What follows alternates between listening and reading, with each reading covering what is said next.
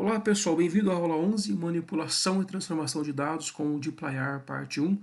Eu dividi esse conteúdo com a aula 12, onde nós vamos continuar vendo o pacote dplyr e estudar um pouquinho do pacote tidyr. Na aula 9 e 10 nós vimos a manipulação e transformação de dados com o rbase, mas sem instalar pacotes. Então vamos lá para o RStudio. Então, nós temos que instalar dois pacotes para essa videoaula, um é o readxl e o outro o dplyr. O readxl nós vamos utilizar ele para importar os dados e o dplyr para manipular e transformar os dados propriamente dito. Então vamos carregar os pacotes readxl e dplyr e vou carregar um conjunto de dados que é o consumo de energia em exajoule de 76 países, né? Eu peguei esses dados, eles são dados reais, eu peguei ele no site da British Petroleum que está aqui. Eu vou disponibilizar esse conjunto de dados para vocês ali também. Eu vou carregar o banco de dados de energia. Ele carregou um banco de dados pequeno de 76 linhas por 58 colunas. Então eu tenho aqui continente, país e o consumo de energia em exajoule de 1965 até o ano de 2020. Vamos inspecionar esses dados aqui então. Vou dar um str em energia, verificar a estrutura dele. Uma outra forma de inspecionar que eu não mostrei para vocês ainda é utilizando a função glimpse. Essa é uma função do pacote table aqui. Então, vou rodar ela. Podemos verificar aqui que continente e país era do tipo caractere e o consumo de energia era do tipo double aqui. Tá? Se eu verificar a classe desse objeto, desse banco de dados, ela é uma TBL, é uma table, né? É um data frame, é uma planilha do R. Vamos para a nossa primeira função aqui do dplyr. A primeira função que eu vou mostrar para vocês é a função count. Então ela vai fazer o quê? Contagens, né? Então eu vou pedir ajuda para essa função aqui, só que eu estou pedindo ajuda de uma forma diferente. Eu estou passando o nome do pacote, dois pontos, e a função count. Por que esses dois pontos, e o nome do pacote? Para ter certeza que eu vou estar acessando a função count do pacote dplyr. Pode existir um outro pacote que tem esse mesmo nome de função. Eu vou pedir ajuda para ela. Então, a função count realmente é uma função do pacote dplyr aqui. Tá bom? Então, vamos lá, pessoal. Vamos lá para a nossa primeira função. O primeiro argumento da função é o argumento x, que é o nome do banco de dados. O segundo argumento da função é a variável que eu quero agrupar ou contar. Então, eu passei o nome continente, eu quero agrupar os continentes. E a variável sort é igual a true, que ela significa. Estou colocando aqui que a classificação é verdadeiro. Rodando isso aqui. Então ele vai fazer uma contagem ali na prática dos países. Vamos verificar aqui o conjunto de dados. Por exemplo, eu tenho aqui que a América do Norte é igual a 3. Por que igual a 3? Porque ela repete aqui 3 vezes. 1, 2, 3. E são os países Canadá, México e Estados Unidos. E assim para os outros continentes e países ali. Tá bom? Então, uma outra forma de rodar essa função, eu não preciso colocar na realidade o x ou colocar o nome da variável, é só colocar primeiro o argumento é o nome do banco de dados e o segundo argumento é o que eu quero contar. Né? Por padrão, classificação é igual a falso, então ela não vai classificar aqui para nós. Uma outra forma de acessar é identificando o pacote, né, que ele vai retornar a mesma coisa aqui, né, o mesmo conjunto de informações. Se eu quiser gravar essa nossa manipulação numa variável, eu vou gravar aqui na variável FEC. Né? Posso gravar isso aqui, vai estar aqui FEC, frequência, né?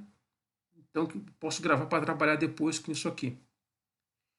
Uma outra função que eu gostaria de mostrar, a segunda função, bem interessante, é a função select. Essa função select ela vai criar um novo conjunto de dados baseado em colunas do banco anterior. Então, para a função select, eu passo o nome do banco de dados e as colunas que eu quero construir. Estou passando aqui country, ano de 2008 e ano de 2014. Rodei para construir um novo conjunto de dados com essas colunas aqui. Ela fez uma espécie de subset, né? Extraiu um subconjunto ali.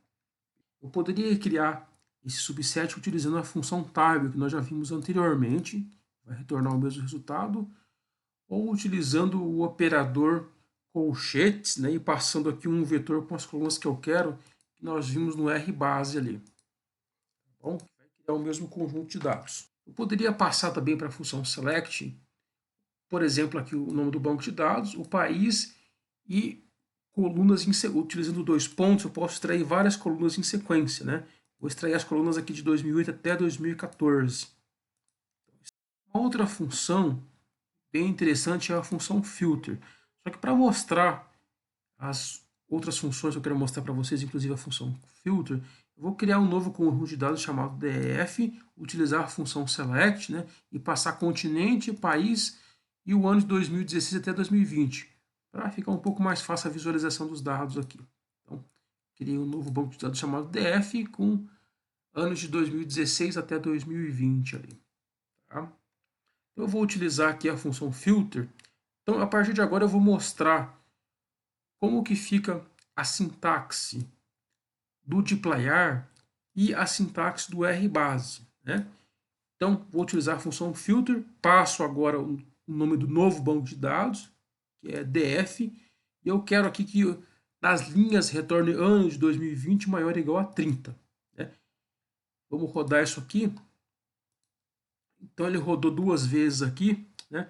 Então, eu estou selecionando aqui o consumo, né, do ano 2020 maior ou igual a 30, que são 3 países no caso aqui, né? Estados Unidos, China e Índia, ok? Então ele rodou 2 vezes porque tem um ponto e vírgula aqui, então eu coloquei a sintaxe do dplyr, né? E a sintaxe aqui do rbase. O rbase sempre com o operador colchetes, né? Se vocês tiverem alguma dúvida como utilizar o operador colchetes do rbase, aí pode voltar nas videoaulas anteriores ali, tá bom? Na linha 57, eu quero que ele retorne as linhas onde o consumo é maior que o consumo da média do ano de 2020. Então, passo o banco de dados, posso aqui ano de 2020 maior do que a média do ano de 2020. Só que eu passo uma função pool, que ele transforma o ano de 2020 aqui num vetor. Tá bom? Tá aqui a sintaxe do rbase. Na sintaxe do rbase não é necessário fazer isso, porque ele já cria aqui, né? Ele passa para a função média um vetor direto. Aqui não. Utilizando a função filter, eu tenho que utilizar uma outra função pool para converter no vetor. Rodando isso aqui, eu vou ter os mesmos resultados. Ele, né, apresenta 2 vezes, porque o primeiro é da função filter e o segundo, né, do rbase, né? Eu tenho aqui 13 e 11, 13 e 11. Eu posso também passar mais de uma condição. Né? Então, aqui na linha 61, vou estar utilizando a função filter novamente. Então, eu quero que o ano de 2016 seja maior do que 8 e que continente é igual à Europa. Né? Então, no rbase, a gente pode ver que é muito parecido aqui. Né? Eu tenho utilizado aí no rbase a função e. Vou rodar isso aqui. Então, né, 2 países europeus aí têm o consumo de energia em hexajoule maior do que 8 ali, tá bom? Na linha 63, eu quero que o ano de 2000, o consumo de energia do ano de 2016 seja maior que 3. E para o continente, só que agora eu não quero um continente, eu quero 2 continentes. Aí eu passo dessa forma aqui. Aí eu passo esse operador, porcentagem em porcentagem, e passo um vetor com os continentes que eu quero. No caso aqui eu quero o continente africano, né? E a América Central e a América do Sul. Tá bom? Então vamos ver como é que ele fica aqui. Então ele retornou ali, né, o consumo de energia da África e de países africanos da América Central e do Sul, que é maior ou igual a 3 hexajoules ali, né? Se formos verificar aqui no rbase, nós utilizamos o operador ou ali, né, para selecionar os continentes ali, né, a África, a América Central e do Sul. Aqui na linha 68, nós podemos utilizar a função filter para selecionar um intervalo específico. Por exemplo, eu posso selecionar um intervalo com os maiores e menores valores. Eu quero que que o consumo de energia do ano 2020 seja menor do que 20 ou maior ou igual a 80. Né? No rbase é muito parecido aqui a sintaxe. Se eu rodar isso aqui, vai vir os extremos ali, né? Havia os maiores e os menores consumo de energia, né, do ano de 2020 ali, né?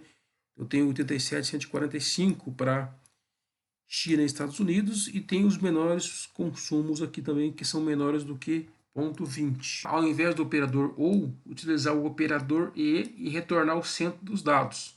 De que forma? Nesse caso aqui, ano de 2020, né?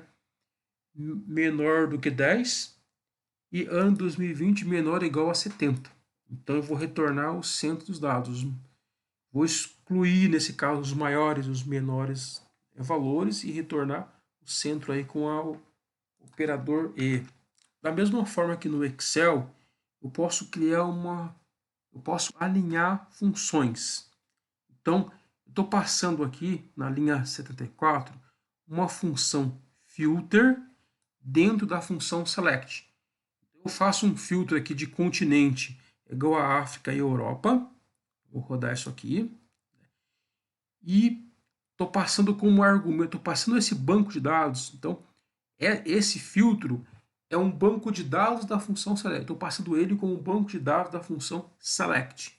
Aí eu quero selecionar, a partir desse conjunto de dados, o continente, né, o país e o ano de 2016. Então, continente, país e o ano de 2016. Então, as três primeiras colunas. Né? Vamos rodar isso aqui para ver. Então, ele vai selecionar as três primeiras colunas aqui. Né? Poderia fazer essa operação também aqui com, né, o RBase, utilizando o operador OU aqui também. Né? Só que primeiro eu selecionaria os continentes e depois eu faria uma nova consulta aqui, selecionando as primeiras três colunas, tá bom? Uma outra função interessante é a função arrange. O que é essa função arrange? Ela faz uma classificação em ordem crescente ou decrescente. Então eu utilizo a função arrange, passo meu banco de dados, passo aqui uma coluna que eu quero classificar. Vamos rodar isso aqui.